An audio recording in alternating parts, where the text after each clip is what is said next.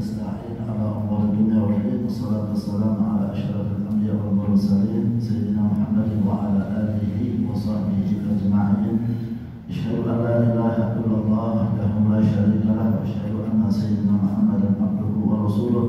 اللهم صل وسلم على سيدنا محمد مفتاح باب رحمة الله الغمام بقلب الله صلاة وسلاما دائمين بدوام ملك الله وعلى آله وصحبه. Amma ba'd, alhamdulillah, segala puji kita haturkan kehadirat Allah Subhanahu wa taala, salawat dan salam kita haturkan kepada junjungan kita yang besar Muhammad sallallahu alaihi wasallam beserta keluarga dan para sahabatnya. Ikhwan rahimakumullah, kita melanjutkan pembahasan tafsir dari surat An-Naml sampai pada ayat yang ke-54, di mana pada kisah-kisah sebelumnya Allah Subhanahu wa taala telah menceritakan tentang para nabi dan para rasul. Di antaranya adalah Nabi Allah Saleh alaihi salam, Nabi Allah Sulaiman alaihi salam, dan sekarang akan dibicarakan tentang Nabi Allah Lut alaihi salam.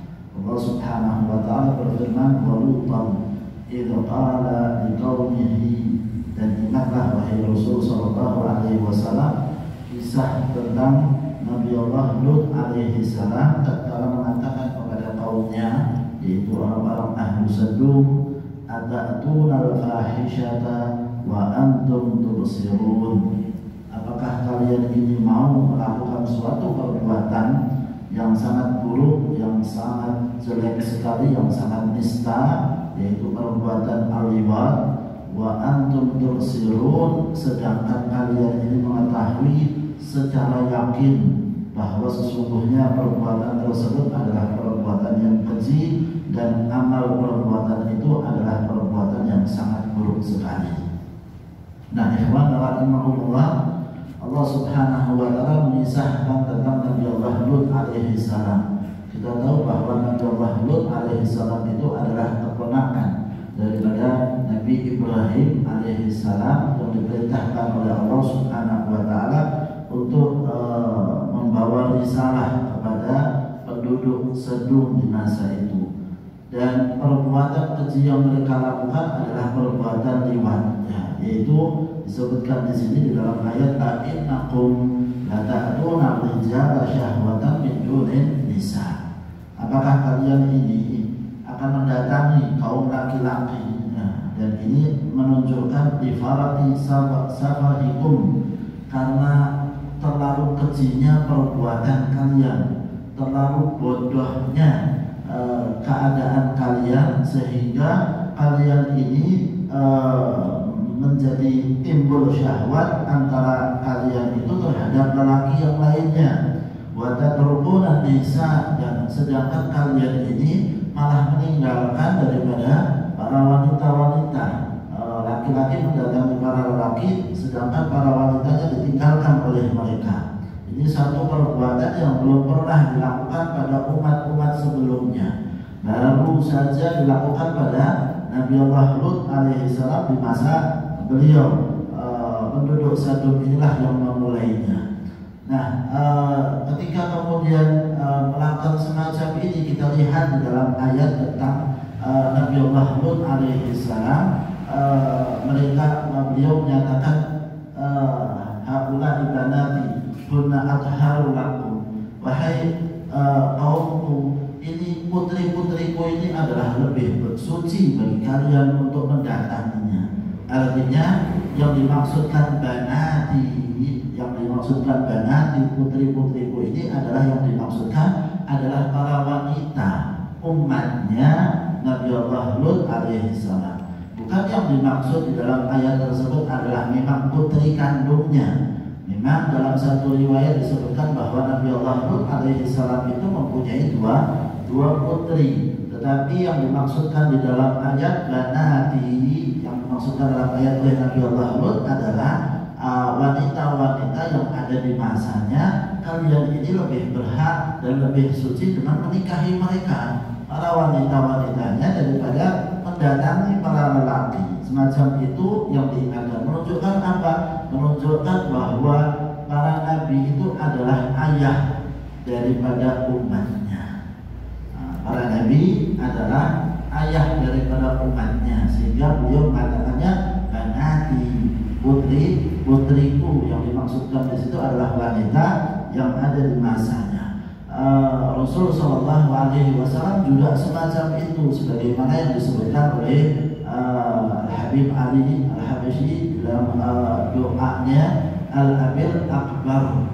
Rasulullah Shallallahu Alaihi Wasallam ini ayah yang paling besar, maksudnya ayah daripada seluruh manusia, yaitu Rasulullah Shallallahu Alaihi Wasallam. Kita ini adalah anak-anaknya Rasul Shallallahu Alaihi Wasallam dalam hal sebagai umatnya Nabi Muhammad Shallallahu Alaihi Wasallam. An-Nabiyyu aula bil mu'minina min anfusihim wa azwajuhu ummahatuhum.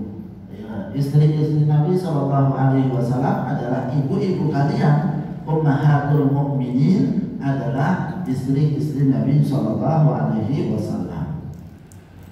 Kemudian disebutkan di dalam pembahasannya wayaktabi ar-rijal bir-rijal bi tariqil fahisyah al-qabihah. Bagaimana kalian ini bisa hanya mencukupkan untuk mendatangi laki-laki satu dengan yang lainnya dengan jalan yang sangat buruk sekali.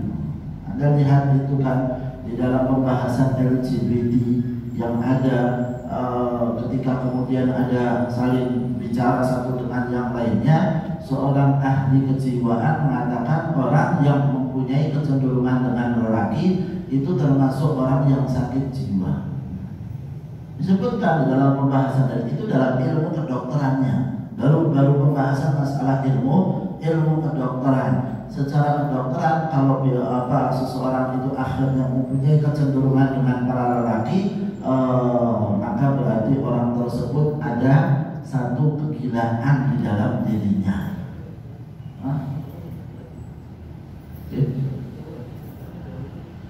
Ya, dalam artian lelaki mendatangi lelaki, kan begitu ya. Seorang laki-laki kemudian sampai melakukan perbuatan semacam itu berarti ada satu kegilaan. Itu menurut istilahnya ilmu ya, kedokteran yang ada diungkapkan semacam itu, sehingga benarlah apa yang disebutkan di dalam ayat-ayat Al-Quran tentang celaan kepada mereka. Bal antum qaumun tajhalun, bahkan kalian ini adalah kelompok orang-orang yang bodoh ya.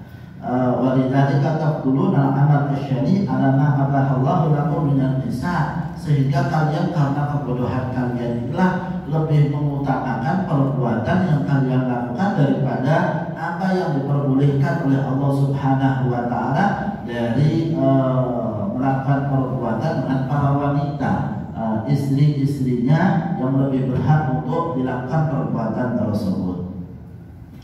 Fama kana jawab qaumihi illa an qalu akhriju ala lutin min qaryatikum. Ketika semuanya sudah diungkapkan oleh Nabi Allah Lut alaihi salam, mengingatkan mereka tentang perbuatan yang mereka kerjakan ini adalah suatu perbuatan yang buruk, maka jawaban dari mereka kaumnya tersebut hanya mengatakan akhriju ala lutin min qaryatikum, keluarkan, usir sudah Nabi Allah Lut alaihi salam beserta dengan keluarganya dari negeri kalian. Jadi jawabannya hanya itu saja. Innahum unasun yatatahharun. Sesungguhnya mereka ini adalah kelompok manusia, yaitu siapa? Nabi Allah Lut alaihi salam dan keluarganya adalah orang-orang yang berusaha menjadikan diri mereka bersih daripada hal-hal yang kotor. Aneh kan? Mereka mengatakan semacam itu. Innahum unasun yatatahharun. Mereka ini adalah orang-orang yang menganggap perbuatan kita ini adalah perbuatan yang buruk, dan ini adalah sebab mereka mengeluarkan Nabi Allah Lut, sebab mereka mengusir Nabi Allah Lut dan kaumnya. Keinginan mereka sebabnya apa? Innahum unasun yatatahharun. Mereka ini adalah orang-orang yang berusaha membersihkan diri mereka dari perbuatan-perbuatan kotor. Jadi mereka mengakui bahwa apa yang mereka kerjakan itu adalah sesuatu yang hina, sesuatu yang kotor. Qala qatadah abuhum wallahi bighairi aibin. Sampai dikatakan oleh Imam Qatadah dalam tafsirnya bahwa mereka itu mencela Nabi Allah Lut dan keluarganya, sungguh demi Allah tanpa ada aib. Tidak ada aib yang kemudian mereka ungkapkan, tapi sudah ini satu hal yang dianggap buruk oleh mereka. Apa itu? Innahum unasun yatatahharun. Mereka adalah orang-orang yang berusaha membersihkan diri. Tidak ada aibnya kan orang yang namanya membersihkan diri, tapi dianggapnya aib oleh mereka. Bi'annahum yatatahharuna min a'malisu. Apa sebabnya? Karena mereka berusaha untuk mensucikan diri mereka dari perbuatan-perbuatan yang buruk. Nabi Allah Lut dan kaumnya dan keluarganya dianggap sebagai orang-orang yang berusaha mensucikan diri mereka dari perbuatan-perbuatan yang buruk. Aibnya di mana? Kesalahannya Nabi Allah Lut di mana? Tidak ada kesalahan, tapi mereka dari buruknya pola pikir mereka sampai punya pemahaman semacam itu. Dianggapnya ini nggak sama lah dengan kita. Sudah usir saja, keluarkan Nabi Allah Lut alaihissalam beserta dengan keluarganya. Kala Ibn Abbas dalam tafsirnya mengatakan huwa istihza'un.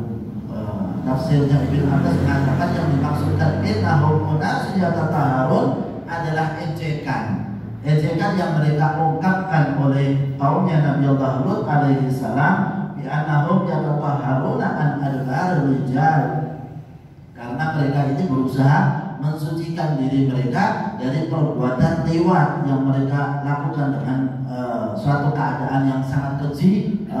Hal itu dilakukan oleh mereka, sehingga ini adalah ejekan saja yang diungkapkan oleh kaumnya Nabi Allah Lut alaihi salam terhadap Nabi Allah Lut alaihi salam.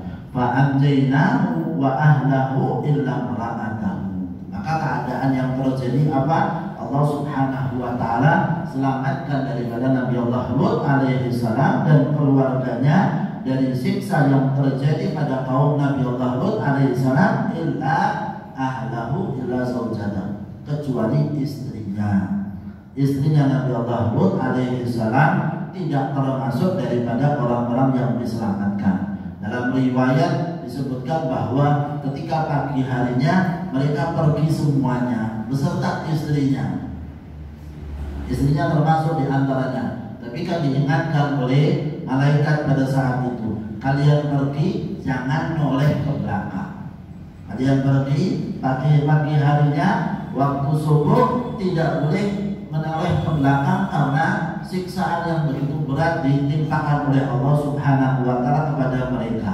Maka pergilah mereka, istrinya termasuk yang keluar. Ketika datang azab, istrinya kemudian mengatakan, oh kaumku. Dia lihat ke belakang, merasa kasihan dan merasa menyesal kaumnya mendapatkan azab, sehingga ditimpakan azab oleh Allah Subhanahu wa taala kepada istrinya pula, karena ikut ada hati yang bersama dengan kaumnya, sehingga akhirnya menoleh ke belakang sebagaimana yang dilarang pada hari itu, suatu hal yang tidak dibolehkan untuk dilakukan oleh mereka pada saat itu.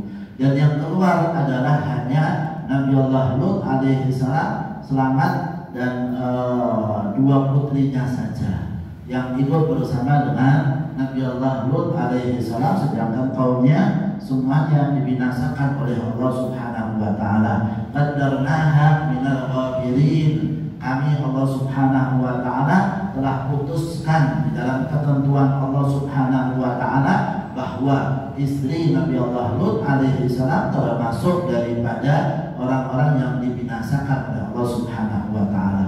Anda bisa dapati di dalam ayat-ayat ketika mau menjelaskan tentang keluarganya Nabi Allah Lut alaihi salam selalu ada pengecualian illa ahla.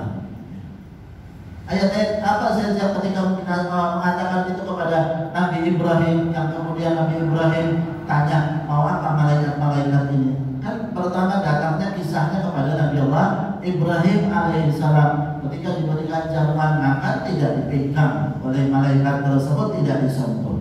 Tanya, kalian ini siapa? Nah, mereka mengatakan bahwa kami ini adalah utusan Allah Subhanahu wa taala, dan memberikan kabar gembira kepada Nabi Allah Ibrahim alaihissalam akan datangnya Nabi Allah Ishak alaihissalam, dan selanjutnya akan datang pula Nabi Allah Yakub alaihi salam, dan setelah itu mereka punya kerja yaitu apa? Menghancurkan kaumnya Nabi Allah Lut.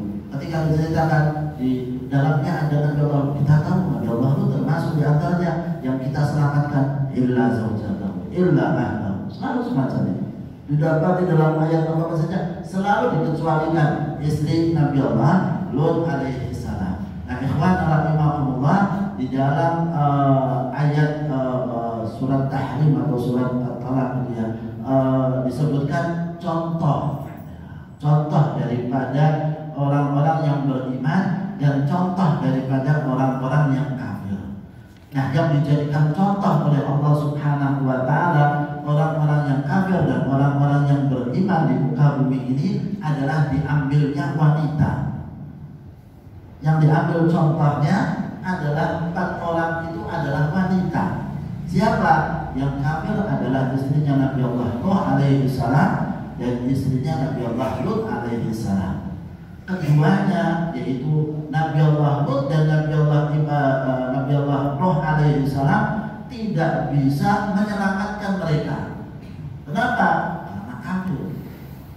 Ketika orang sudah kafir keluar daripada Islam, maka siapapun untuk memberikan syafaat tidak bisa. Amatan faruhum syafa'atus syafi'in, tak bisa memberikan manfaat syafaat siapapun yang bisa memberikan manfaat. Kenapa?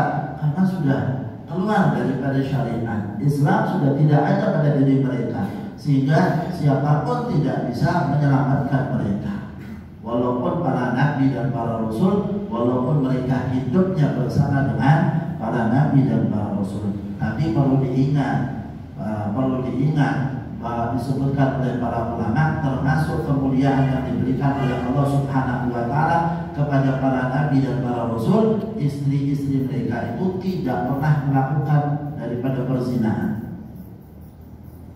Walaupun kafir mereka, tapi istrinya untuk melakukan perzinahan sama sekali tidak. Ini termasuk yang Allah berikan kemuliaan kepada mereka, para nabi dan para rasul. Kemudian juga yang dijadikan contoh orang-orang yang beriman siapa? Yang dijadikan contoh orang-orang yang beriman ya wanita. Siapa? Sayyidatuna Asiyah istri Fir'aun, dan yang keempat adalah Sayyidatuna Maryam. Mereka adalah orang-orang yang beriman kepada Allah Subhanahu wa taala walaupun dalam lingkungan yang buruk. Istrinya Fir'aun, sudah mau apa lagi, kurang buruk apa lagi?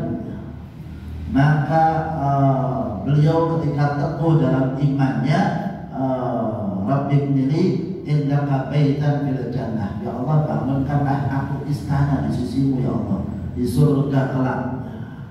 Doanya istrinya Nabi Allah, istrinya Fir'aun, Sayyidatuna Asiyah semacam itu, dan yang dijaga oleh Allah Subhanahu wa taala dari pergaulan-pergaulan adalah Sayyidatuna Maryam sendiri dalam ibadahnya kepada Allah. Mampu Allah Subhanahu wa taala untuk memberikan taufik kepada siapapun yang dikehendaki oleh Allah Subhanahu wa taala. Qaddamnaha minal ghabirin wa amtarna 'alaihim matar. Apa yang terjadi pada kaumnya Nabi Allah Lut alaihi salam? Kami turunkan hujan kepada mereka layaknya seperti hujan, yaitu hujan batu yang ditimpakan oleh Allah Subhanahu wa taala kepada mereka. Wa amtarna 'alaihim matara hijaratan minas sama' al-matari fa ahlakathum, sehingga membinasakan mereka. Dalam riwayat yang lain disebutkan di balik keadaan baca'annaha 'aliyaha safila, dijadikan oleh Allah Subhanahu wa taala bagian yang tinggi di atas itu dijadikan yang di bawah, bagian yang bawah dijadikan di atas, sehingga di apa istilahnya, dikelupaslah ditarik tanah mereka itu semuanya dan diangkat sampai ke langit, sehingga disebutkan oleh para ulama bahwa para malaikat mendengar pokok ayam di kaumnya Nabi Allah Lut alaihi salam. Lalu kemudian dibalikkan keadaan mereka, ketika dikembalikan di bawah, hujan batu itu turun kepada mereka membinasakan mereka, sehingga para ulama kita umat Muhammad sallallahu alaihi wasallam, di antaranya para sahabat Nabi sallallahu alaihi wasallam, menjadikan hal semacam itu sebagai hukuman bagi orang yang melakukan liwat. Ya. Berbeda kalau zina. Kalau zina itu kan ada rajam. Ya. Rajam itu dipukul batu sampai mati. Ya. Itu keadaan orang yang berzina setelah menikah. Ya. Sedangkan orang yang melakukan liwat, di antaranya adalah Sayyidina Ali bin Abi Thalib mengatakan dalam istilahnya pendapatnya beliau itu diletakkan di atas gunung, lalu kemudian dilemparkan ke bawah dan istilahnya dilemparkan pula batu di atasnya, sehingga kemudian seperti yang disebutkan di dalam ayat Al-Quran tentang azab terhadap mereka. Itu semuanya tentunya apabila hukum-hukum berlaku adalah hukum syariat Islam di suatu daerah. Fasa'a matharul mundarin. Maka Allah Subhanahu wa taala sebutkan betapa buruknya hujan yang tertimpa pada keadaan mereka ini, ya. Sebagai suatu peringatan yang diberikan oleh Allah Subhanahu wa taala kepada kaumnya Nabi Allah Lut alaihi salam, sudah diingatkan oleh Allah Subhanahu wa taala tentang azab tersebut kepada mereka, tapi mereka enggan, sehingga azab yang ditimpakan oleh Allah Subhanahu wa taala kepada mereka berbeda dengan azab-azab yang lainnya karena perbuatan buruk yang mereka kerjakan. Maka kemudian disebutkan di dalam ayat selanjutnya, qul alhamdulillahi wa salamun ala ibadihi alladziina istafa. Wahai Rasul sallallahu alaihi wasallam, setelah dikisahkan para nabi dan para rasul di dalam ayat-ayat tersebut, maka Allah Subhanahu wa taala perintahkan kepada Rasul sallallahu alaihi wasallam, "Qul," katakanlah wahai Rasul sallallahu alaihi wasallam, alhamdulillah, segala puji bagi Allah Subhanahu wa taala dalam semua keadaan. Kita ungkapkan pujian hanya kepada Allah Subhanahu wa taala. Ada sesuatu yang tertimpa buruk bagi kita, ya kita katakan alhamdulillahi ala kulli hal. Musibah apapun yang dapat dari kita, yang kita dapati, maka mengungkapkannya juga pujian. Alhamdulillahi ala kulli hal. Segala puji bagi Allah Subhanahu wa taala dalam segala keadaan. Karena apa yang ditimpakan oleh Allah Subhanahu wa taala kepada kita, itu kita kalau mengungkapkan semacam itu dikasih lutuf oleh Allah Subhanahu wa taala, dikasih kelembutan oleh Allah Subhanahu wa taala, sehingga tidak tampak sebagai suatu hal yang buruk, azab yang kemudian tertimpa bagi kita. Semacam itu seseorang hendaknya mengatakan. Maka di dalam ayat semacam ini, qul alhamdulillahi wa salamun ala ibadihi alladziina istafa. Dan selamat, salam bagi siapa? Bagi hamba-hamba Allah Subhanahu wa taala, para rasul yang diceritakan sebelumnya, yaitu mereka adalah orang-orang pilihan. Ala ibadihi alladziina istafa. Mereka adalah orang-orang pilihan, dipilih oleh Allah Subhanahu wa taala. Dipilih dalam artian bagaimana? Ya sudah, ini adalah karunia yang diberikan oleh Allah Subhanahu wa taala kepada hambanya. Tidak ada dalam syariat disebutkan seorang nabi dan rasul itu syaratnya seperti ini. Tidak ada. Syaratnya menjadi nabi, ibadahnya, sholatnya harus berapa rakaat, puasanya berapa lama, sehingga akhirnya nanti menjadi nabi. Nggak ada. Ini pilihan. Lu kenapa kok Nabi Allah Nuh yang dipilih? Yes, memang itu pilihan. Bagaimana Nabi Allah Nuh jadi seorang nabi? Dari pilihan, dari sejak bayi, sejak lahir sudah dipilih oleh Allah Subhanahu wa taala. Dipilih daripada kaumnya yang istilahnya yang mulia, sehingga kaumnya itu adalah kaum yang melindungi para nabi dan para rasul walaupun tidak setuju dengan nabi dan rasulnya. Allah Subhanahu wa taala jadikan semacam itu. Maka akan disebutkan dalam ayat tentang Nabi Allah Lut alaihi salam. Ketika Nabi Allah Lut alaihi salam berada di kaumnya, dia sendirian. Loh, kenapa? Karena Nabi Allah Lut alaihi salam itu kan pendatang bersama dengan Nabi Ibrahim alaihissalam hijrah dari tempat lahirnya Nabi Ibrahim. Kalau kita katakan dalam ilmu itu Babilonia istilahnya, Maka kemudian jalan menuju sampai pada satu tempat di Yerusalem, berhenti Nabi Allah Lut Ibrahim alaihissalam, sedangkan Nabi Allah Lut melanjutkan perjalanan. Sehingga Nabi Allah Lut di dalam kaumnya itu sendirian, tidak ada kaum yang menolong beliau. Sehingga kan dikatakan dalam ayat ketika datang kaumnya Nabi Allah Lut alaihissalam, Nabi Allah Lut alaihissalam katakan, andai saya ini bisa bersandar kepada rukun yang kuat, rukun kawinya, saya ini nggak ada yang nolong ini, nggak ada yang nolong ini. Karena sendirian Nabi Allah Lut alaihissalam menghadapi kaumnya ketika para malaikat itu datang dalam rupa yang begitu ganteng, yang mereka inginkan untuk lakukan perbuatan. Tamunya Nabi Allah Lut alaihissalam adalah laki-laki yang luar biasa ini. Maka datanglah kaumnya Nabi Allah Lut, sedangkan Nabi Allah Lut berusaha menolak mereka, pintunya dijaga oleh Nabi Allah Lut alaihissalam, sehingga akhirnya mereka bisa masuk. Ketika masuk, maka malaikat sudah langsung mengumumkan kepada Nabi Allah Lut, ini adalah urusan Allah, diusaplah mereka sehingga mereka tidak bisa lihat apa-apa. Ini menunjukkan bahwa para nabi dan para rasul sebenarnya mereka dipilih dari kaumnya yang mulia, kaumnya yang mulia, ya, sehingga kaum tersebut akan melindungi. Begitu pula Rasulullah SAW dipilih dari kaum Bani Hashim. Kaum Bani Hashim adalah terkemuka di orang-orang Mekah pada saat itu, sehingga tidak berani mereka melakukan satu hal terhadap Rasulullah SAW. Rasulullah itu kan jalan di antara mereka, duduk bersama dengan mereka, tapi mau melakukan suatu hal yang buruk terhadap Rasulullah SAW tak berani mereka. Kenapa? Karena ada kaumnya, yaitu Bani Hashim, yang akan melindungi Rasulullah SAW. Maka disebutkan di dalam ayat ini, wassalamun ala ibadihil ladzina astafa. Selamat, salam bagi siapa? Yaitu hamba-hamba Allah Subhanahu wa ta'ala yang dipilih oleh Allah Subhanahu wa ta'ala.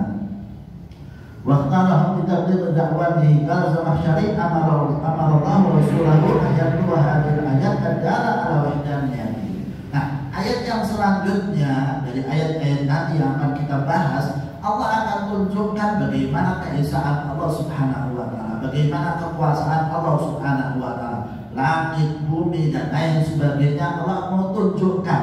Nah, sebelum menunjukkan hal itu semuanya, pembicaraan berkaitan dengan keesaan Allah Subhanahu wa ta'ala, maka Rasul Shallallahu Alaihi Wasallam diperintahkan untuk memulainya. Memulainya dengan apa? Memulainya dengan pujian terlebih dahulu. Ayastaftihahu bitahmidihi wassalam ala anbiya'i. Seseorang itu semacam itu, sebagaimana yang disebutkan di dalam ayat, bahwa dimulai terlebih dahulu sebelum pembicaraan tentang keesaan Allah Subhanahu wa ta'ala, ada pujian hamdalah terlebih dahulu. Selanjutnya apa? Salam bagi para nabi dan para rasul, semacam itu. Wa fihi ta'limun hasanun. Dalam ayat ini merupakan suatu pembelajaran yang baik. Bagaimana? Wa tauqifun ala adabin jamilin. Ini suatu pembelajaran adab yang sangat indah dari ayat-ayat Al-Quran. Wa huwa hamdulillahi wassalatu ala rasulihi. Apa itu? Kita ini kalau mau memulai suatu pembicaraan, hendaknya mulai terlebih dahulu dengan hamdalah, mulai terlebih dahulu dengan sholawat. Dari mana? Ayat Al-Quran yang mengajarkan itu. Ketika Allah Subhanahu wa ta'ala mau membicarakan tentang bagaimana keesaan Allah Subhanahu wa ta'ala, kekuasaan Allah Subhanahu wa ta'ala, maka Allah katakan kepada Rasul sallallahu alaihi wasallam, "Walhamdulillahi wa salamun ala ibadihil ladzina astafa." Karena Rasul sallallahu alaihi wasallam, maka salawatnya itu kepada para rasul, para nabi sebelum Rasulullah sallallahu alaihi wasallam. Maka itu yang diajarkan oleh Allah Subhanahu wa ta'ala kepada Rasul sallallahu alaihi wasallam. Sedangkan kita mengambil suatu manfaat yang besar, bahwa seseorang ketika memberikan nasihat, maka hendaknya dimulai dengan hamdalah terlebih dahulu. Orang kalau mau memberikan pembelajaran, taklim, kajian dan lain sebagainya, mulai dulu dengan hamdalah, mulai dahulu dengan sholawat. Dasarnya mana? Dasarnya dari ini ayat Al-Quran. Allah Subhanahu wa Ta'ala mulai semacam itu. Dasarnya mana? Dasarnya hadis Rasul Sallallahu Alaihi Wasallam, sebagaimana disebutkan dalam hadis Rasul Sallallahu Alaihi Wasallam bahwa suatu perkara yang penting kalau tidak dimulai dengan hamdalah maka akan rusak, berkahnya akan tidak ada. Kalau tidak dimulai dengan hamdalah terlebih dahulu. Begitu pula salawat kepada Rasul Sallallahu Alaihi Wasallam.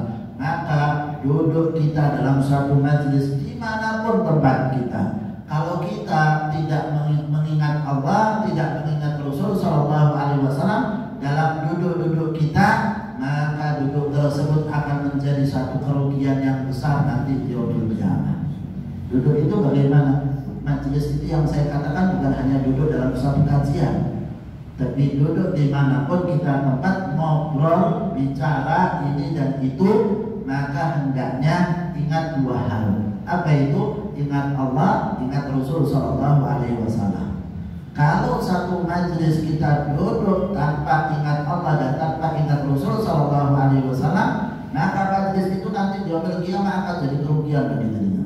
Dia akan merasa 1 jam duduk ngobrol, ngalor ngidul dan lain sebagainya, nggak ada yang dibicarakan kecuali dunia saja. Allah dan Rasulnya nggak disebut sama sekali. Maka adabnya majelis adalah kita ingat Allah dan kita ingat Rasul Sallallahu Alaihi Wasallam, dan selanjutnya di akhir majelis kita mengatakan subhanakallahumma wa bihamdika asyhadu an la ilaha illa anta astaghfiruka wa atubu ilaik. Ini adalah khitam majelis. Khitam majelis, doa khitam majelis adalah semacam itu. Dalam riwayat disebutkan siapa yang membaca zikir tersebut, maka keburukan yang ada di dalam majelis tersebut, kita misalnya ada kata-kata kotor yang terucap, ada satu hal yang tidak baik dilakukan di dalam majelis tersebut, maka itu terhapus. Bahkan dalam pembahasan disebutkan kebaikan yang ada dalam majelis tidak akan hilang. Kalau kita sudah ngomong semacam itu, maka kebaikan yang ada majelis apa tadi? Baca zikir, ngaji, ada ayat-ayat Al-Quran yang diucapkan, ingatkan orang dan lain sebagainya, maka kebaikannya akan tetap, gak akan hapus. Dengan apa? Walaupun nanti setelah majelis dia riak, dia ujub, setelah majelis ya kamu tadi saya ngomongnya luar biasa, mengingatkan orang, merasa ujub, merasa bangga dan merasa riak di dalam hatinya. Tapi karena tadi sudah ngomong subhanakallahumma wa bihamdika asyhadu an la ilaha illa anta astaghfiruka wa atubu ilaik, maka kebaikannya terjaga, gak akan dihapuskan dengan perbuatan-perbuatan buruk setelahnya. Sehingga itu sangat penting sekali untuk kita ucapkan dalam setiap duduk kita, baik itu di masjid, baik itu di rumah maupun tempat-tempat yang lainnya. Setelah kita duduk-duduk, baca kalimat-kalimat tersebut. Allah menyatakan di dalam ayat ini, Allahu khairun amma yusyrikun. Katakan Allah Subhanahu wa Ta'ala lebih baik daripada apa yang mereka sekutukan, yaitu berhala-berhala yang mereka sembah, tidak bisa mendengar, tidak bisa menjawab. Sedangkan Allah Subhanahu wa Ta'ala adalah zat yang maha pencipta. Allah Subhanahu wa Ta'ala adalah zat yang maha bijaksana. Allah mau tanyakan, keadaannya bagaimana? Lebih baik siapa? Itu kan suatu pertanyaan yang tidak perlu dijawab, kan begitu. Pertanyaan dari Allah, apakah Allah lebih baik daripada apa yang mereka sekutukan selain Allah, yaitu berhala-berhala tersebut yang mereka buat sendiri, bentuknya mereka buat, tapi nggak bisa bicara, nggak bisa mendengar. Sedangkan Allah Subhanahu wa Ta'ala maha mendengar. Allah Subhanahu wa Ta'ala bisa mengabulkan daripada doa-doa hambanya. Allah Subhanahu wa Ta'ala maha pencipta dan maha segalanya. Siapa yang lebih baik? Tentunya adalah Allah Subhanahu wa Ta'ala. Semoga Allah jadikan kita sebagai hamba-hamba yang benar-benar menyembah Allah Subhanahu wa Ta'ala. Amin ya rabbal